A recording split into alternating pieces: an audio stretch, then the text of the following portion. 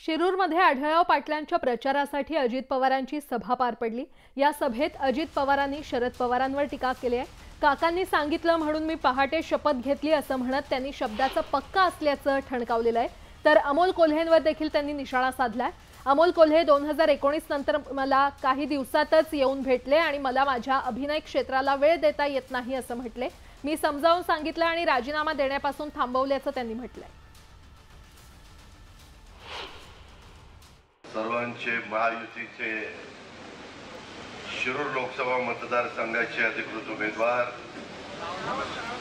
शिवाजीराव आढळराव पाटील, देवेंद्रजी शहा, विष्णू काका हिंगे पाटील, बाळासाहेब बेंडे पाटील, शरद बुट्टे पाटील, सगळे पाटील पाटील पाटील।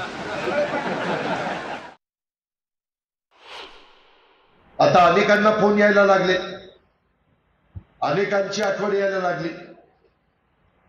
काही काहींच्या घरी 35-35 वर्ष गेले नाही, तिथं पण काही जण जायला लागले। ही वस्तुस्थिती आहे। जाण्याचा अधिकार प्रत्येकाला आहे।